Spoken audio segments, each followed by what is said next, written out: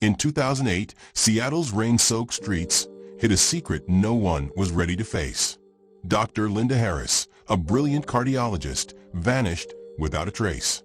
At first, detectives thought it was just another missing person case, until they uncovered her private notes. She had been digging into something far bigger than hospital paperwork. Her ledger pointed to counterfeit medical supplies, corrupt doctors, and unexplained deaths inside the city's most trusted hospital. And then she disappeared. Years later, a rusted shipping container was pulled from the bay. Inside were rotting boxes of surgical gear and an envelope sealed with her initials. What it revealed wasn't just fraud. It was something darker, buried beneath Seattle soil. A discovery so horrifying, investigators said it could rewrite the city's history of missing people. What happened to Dr. Linda Harris? And what terrifying truth was she silenced for knowing? Before we dive deeper to uncover the story, hit subscribe for more unsolved cold cases and chilling mysteries. Seattle kept its secrets the way rain kept its rhythm. Hush, then wash, then quiet. On a September morning in 2008, the city woke under a slate sky and the kind of damp that clung to your bones. Dr. Linda Harris biked through it, lithe and brisk, the hem of her coat snapping around her knees like punctuation. She was 39, the sort of woman who moved as if she owned every room she entered and then lent it to the people inside. A cardiologist at Harborview with a laugh that could cut through the worst of hospital nights. That morning, she left a note tacked to the refrigerator where her sister, Claire, would find it when she came by to water the plants. It read only, "Be back after rounds. Don't wait up."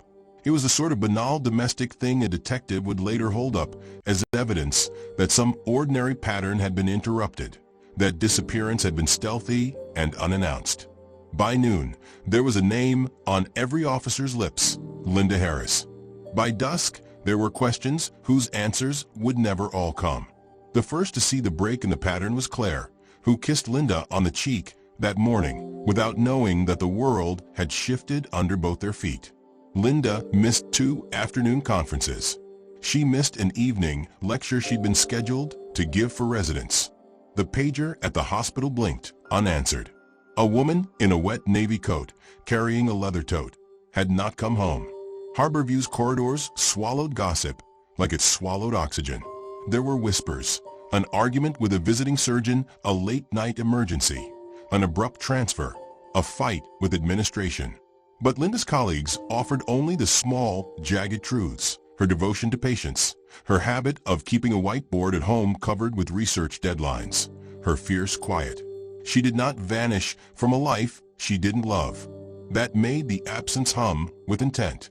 Detective Armin Reyes took the case because he had a way of looking at empty spaces and thinking in terms of people rather than chart outlines. He had seen disappearances before, watched families live through the slow grind of no news, had learned the peculiar cruelty of missingness, the uncertainty that metastasizes into suspicion and grief.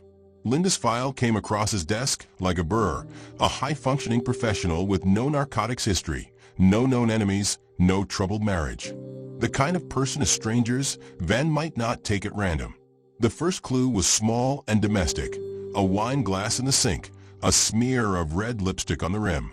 He photographed it and put it in evidence, as though a lipstick smear could be a compass. The second clue made his chest tighten. Linda's black moleskine notebook, left open on the kitchen table. 2 pages filled with tight, neat handwriting and a telephone number circled twice. A name inked above it: Dr. Emmett Calloway. Calloway was a name on Linda's lips for months. He had been a mentor in a research consortium studying a new cardiac protocol that could reduce post-operative complications. He was also rumored to be that breed of charismatic older physician who blurred the line between professional and personal in a flare of charm and entitlement. Detective Reyes called Calloway and found a man measured and precise, who spoke about Linda's intellect like someone describing a rare specimen.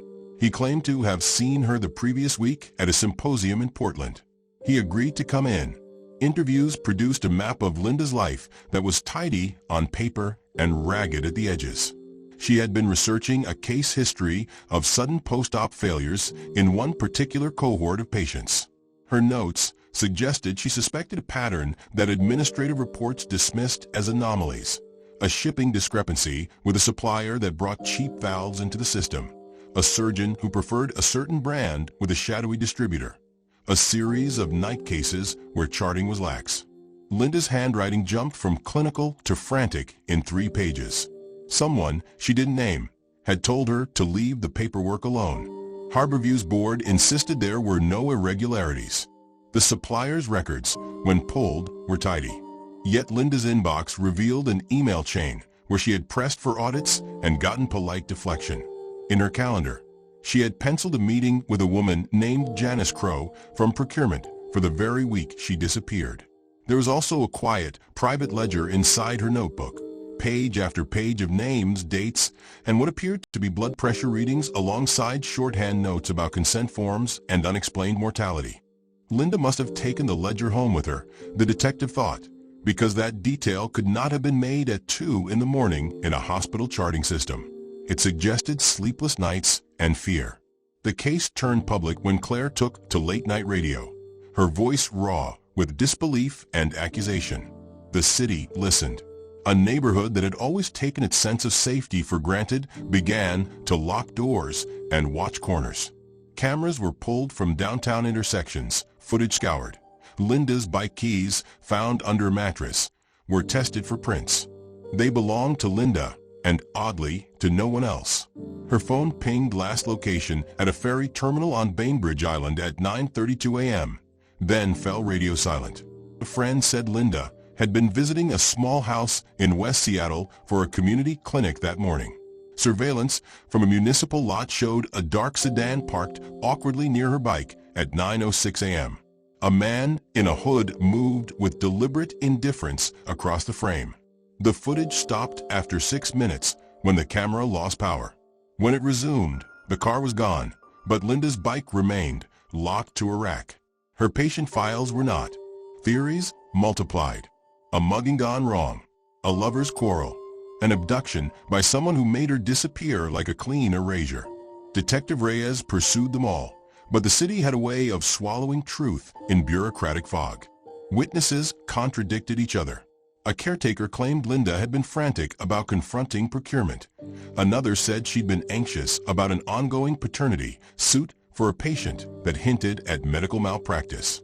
The threads led to dead ends coded in administrative language.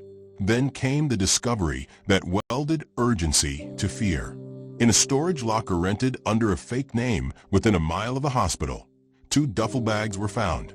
Inside were surgical gowns with Harborview tags, a cache of counterfeit medical supplies, and a thumb drive labeled with Linda's initials. The guards that monitored the storage facility swore they had seen a woman matching Linda's description drag the bags into the unit on a Tuesday, alone. The duffels smelled faintly of sea, air, and antiseptic. But the thumb drive was the real jolt. It contained spreadsheets, names, serial numbers, surgical dates, and a single voice recording. In it, a man's voice, ragged with the kind of intimacy that comes from being close to someone who is angry and dangerous, spoke of ways to shift product lines and avoid audits. He said plainly, "We keep the margins fat. The surgeons don't ask, the patients don't know.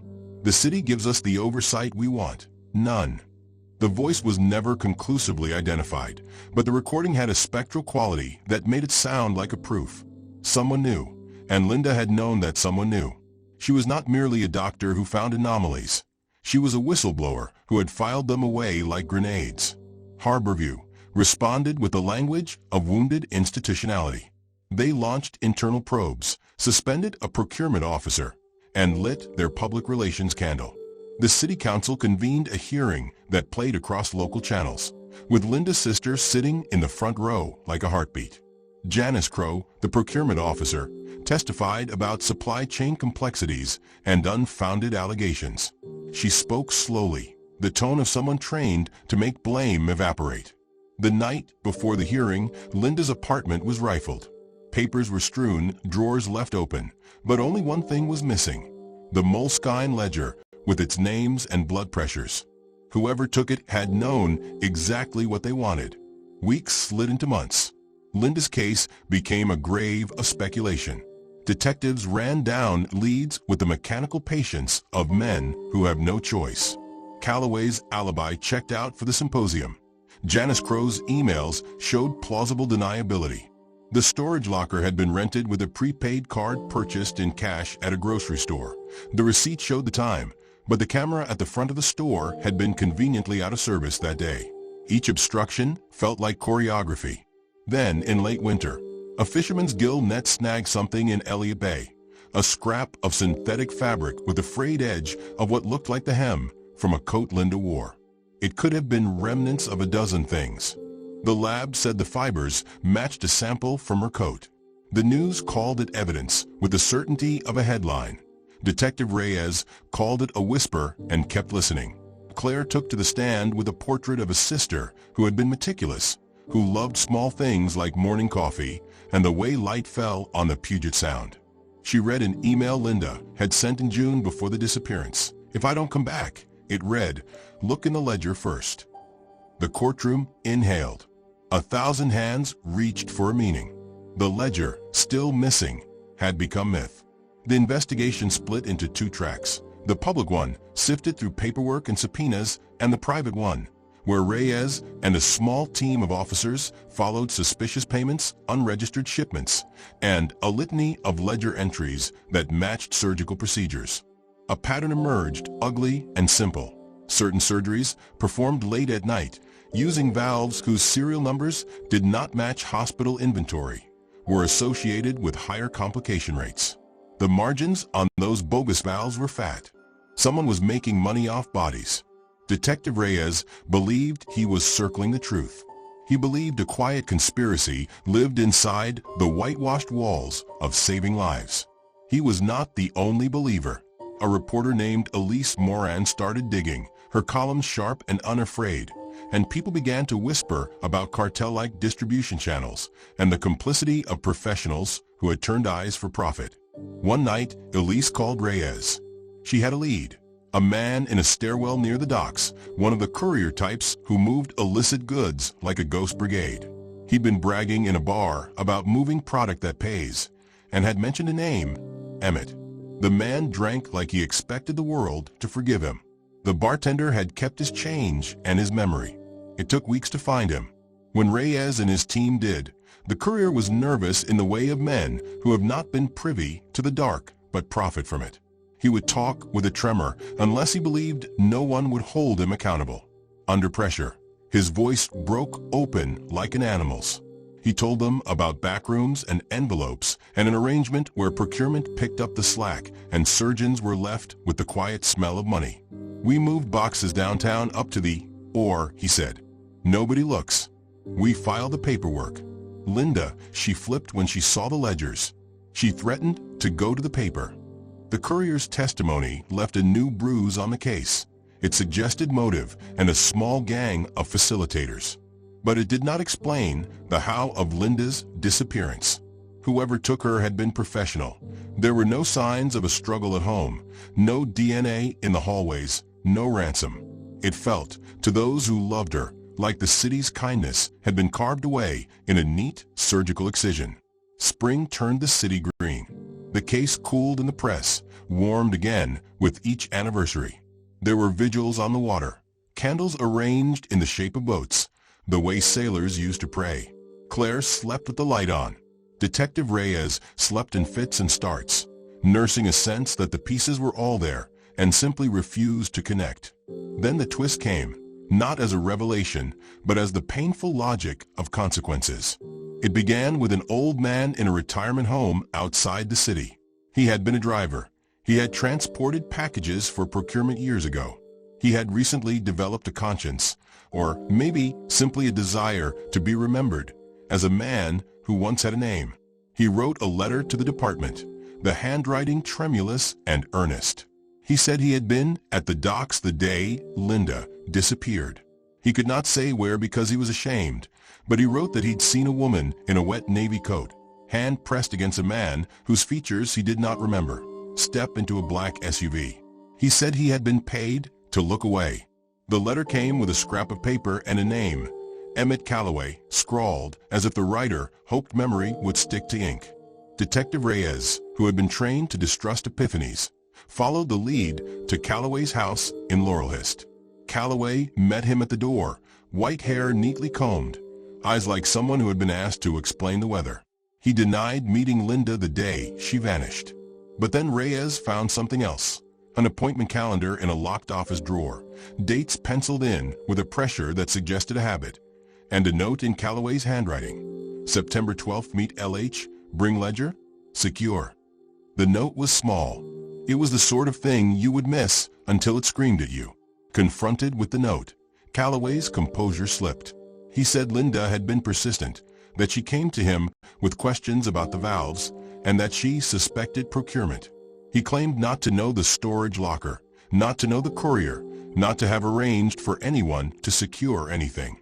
But someone had used his name to get the courier to move product faster. Someone had called him in the middle of the night. His phone records showed a flurry of calls to unknown numbers the week before the disappearance, numbers that, when traced, led to a shell company registered in Texas. The shell company led to Janice Crow's brother-in-law. It led to a money trail thin and toxic. As Reyes followed payments and spoke to accountants who were sometimes too polite for the truth, he felt the case morph from a missing person file into something like a criminal anatomy. They had him almost. They had ledgers that matched shipments and a courier's admissions and Janice's evasive texts. And yet, the ledger that Linda had warned Claire to find stayed gone. Without it, the prosecution's case was a house built on loose soil. The final act arrived like a slow set trap. One of the counterfeit valves had been traced to a surgeon with a habit, Dr. Harlan Finch, a soft-voiced man who worked after dark and kept his own ledger of odd procedures. He had bragged in a bar once about making miracles and had a laugh like a closed fist. When Reyes went to his home, Finch's wife answered the door and closed it as though protecting something delicate. A search warrant turned up a hidden box of paperwork in Finch's garage, shipping manifests, names, and dates that matched the pattern Linda had been mapping. Inside the box, wrapped in wax paper, Reyes found something else, a folded letter, Linda's handwriting. It was addressed to Claire and dated 2 days before her disappearance. Claire read it with hands that did not know how to be steady. Linda wrote about fear, about feeling watched, and about a plan she had to confront the procurement woman in person. "If anything happens to me," she'd written, "don't let them say I didn't try. Look at the numbers. Look at the nights. Start with Harlan." It was elegant, brave, and unbearably human. Harlan was arrested, and with him a small ring of facilitators. The prosecutors moved quickly, bolstered by the courier's testimony and Finch's hidden documents. In court, they painted a net of profit and indifference. Valves diverted into private channels, cheaper parts substituted for approved ones, and a web of convenience that had injured patients and fattened wallets. Emmett Calloway was implicated as a broker between surgeons and suppliers. Janice Crow would later be indicted for falsifying procurement documents. But the ledger was still missing. The trial was a public dissevering. Families of affected patients stood holding photographs of loved ones, the faces hollow with a grief that wore the same expression as betrayal. The city watched as men and women in white coats were not absolved, but stripped of the veneer of sanctity. The narrative bent toward retribution. People who had argued that hospitals were too big to be capable of such corruption felt vindicated. And yet, there was an uglier seam running beneath all of it. When Harlan Finch took the stand in his defense, his voice hoarse and brittle, he spoke of panic, not greed. "We were told," he said, looking at the jury with the self-pity of a man who believed his suffering was the center of the world, that the supply issues were temporary. The valves were vetted. We were told the checks were in place. We were saving lives. In his testimony, he painted a picture of plausible deniability, of systems that failed because too many hands refused to look. But when asked about Linda, his voice changed like a weather front. "She confronted me," he said. "She said my cases were clustering. She said she had a ledger. She said the only way to make them stop was to go public." When Reyes re-interviewed Harlan privately, months into the trial, Harlan offered a confession of a different shape. He admitted to meeting Linda the morning she disappeared, to arguing with her in a parking lot, to pulling away when a man with a briefcase arrived and ushered her into a black SUV. He said he did not know what happened next. His eyes were soaked with the sincerity of someone who believed his lack of knowledge should be a shield. No physical evidence tied any of them to Linda. No witness could place her alive after the SUV. Harlan's biography, like so many in that trial, became an argument in human limitation. Greed, fear, cowardice. The way good people cover for bad decisions because they fear the collapse of institutions they love. The government built a case, and several men and women went to prison. Janice Crow took a plea. Callaway's license was revoked. The hospital implemented reforms it could have implemented earlier. Policy changed. Patients received settlements.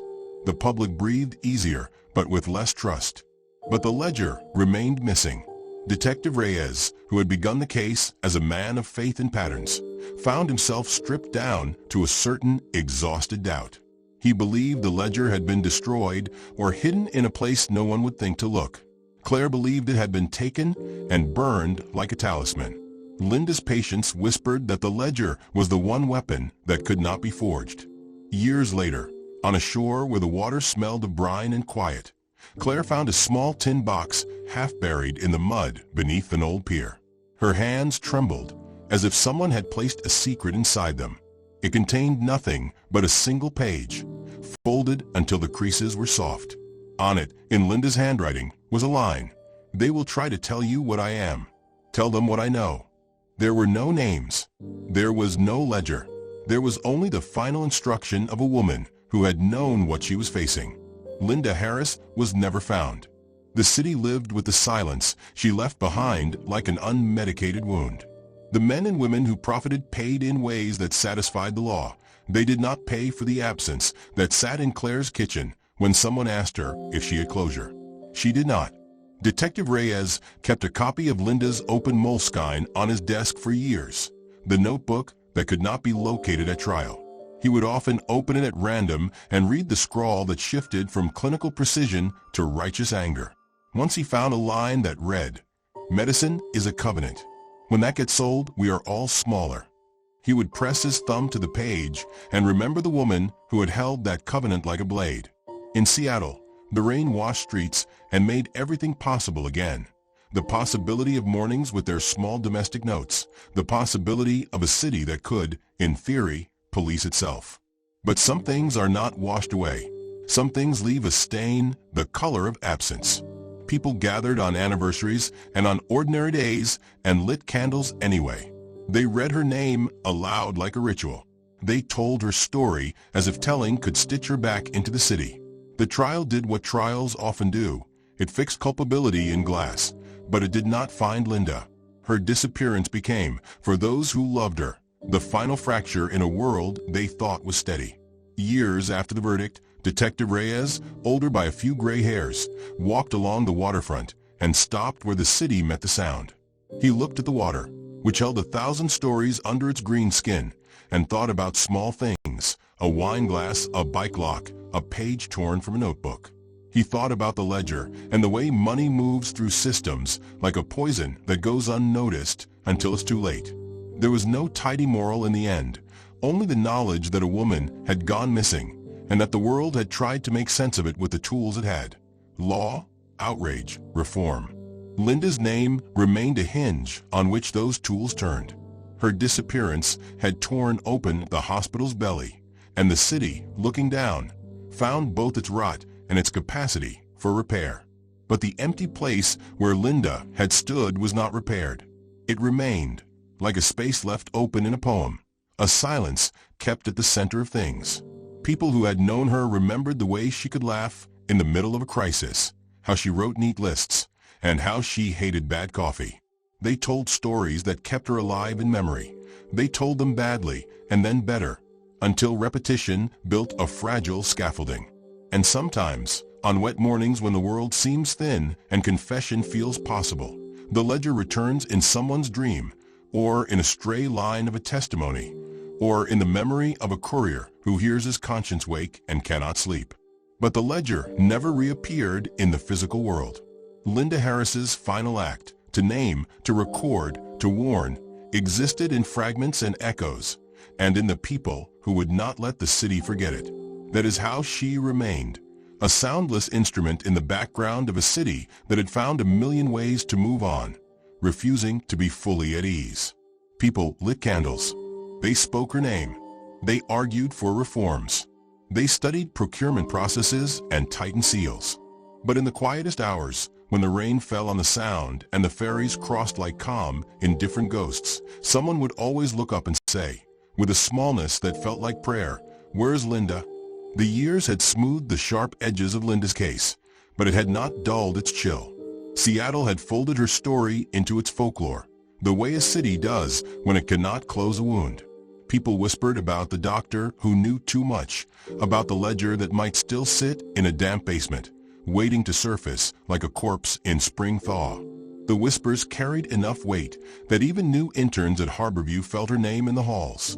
Half a caution, half a ghost. Detective Reyes had retired by then, his badge in a drawer and his nights quieter. Yet Linda's case never loosened its grip. He found himself revisiting the files, the photographs, the storage locker, as though repetition could yield a revelation. His body had slowed, but the itch of unfinished truth gnawed like it did the first night he stood in her apartment and stared at the lipstick-stained glass. One November evening, after a storm had lashed the Sound, Reyes received a call from a harbor worker at Pier 36. A derelict shipping container, rusted and forgotten, had been dredged from the water. Inside were rotting boxes of counterfeit medical supplies, the kind that had fueled Linda's suspicions years before. Most of it was mildew and ruin, except for a single sealed envelope tucked inside a waterproof pouch. The envelope bore her initials, LH. Reyes's hands shook as he slid open. Inside was a single sheet, her handwriting unmistakable, bold and tight. If you are reading this, then the water has given up part of its secret. They will silence me. But know this, it was never just valves. It was bodies.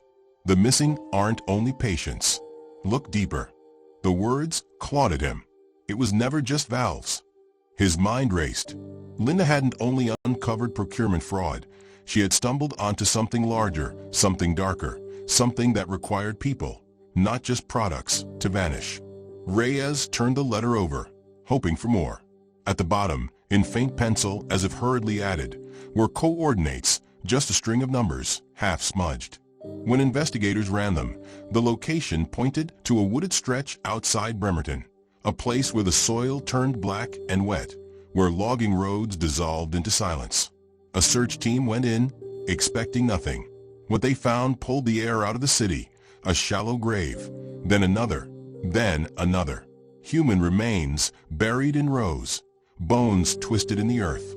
Some belonged to patients who had been quietly listed as deceased in hospital records years earlier, their deaths attributed to post-operative complications. Others had never been listed at all, and among them a fragment of a navy coat sleeve, torn but still clinging to its shape. The press exploded. Officials scrambled to contain panic. But for Reyes, staring at that graveyard of silence, it was confirmation of what Linda had tried to record in her missing ledger. The fraud had been covered. The counterfeit valves were only one layer. The deeper rot was human trafficking, experimental trials hidden under the guise of surgery, lives erased for profit. Linda had walked straight into its center. Her body was never found among the graves. The absence was louder than any discovery. To Reyes, it meant she had been singled out, taken somewhere else, kept apart as both threat and example. The chilling truth settled over Seattle like its endless rain. The city's missing doctor had not just exposed corruption. She had unearthed a machine that fed on people, and for that, she had been consumed by it. And so even years later, when storms roll in and the water pounds the piers, there are dock workers who swear they hear something in the wind. A woman's voice, low and insistent, whispering the same words she left behind. Look deeper. Seattle never stopped listening, but it never found her. And maybe that is why her story endures. Because sometimes the most chilling ghost is the one who knew exactly where the bodies were buried and vanished before she could finish telling us all. Don't forget to subscribe, hit the like button, and turn on the notification bell. so you stay updated with mystery stories that strike a chord. Thanks for watching.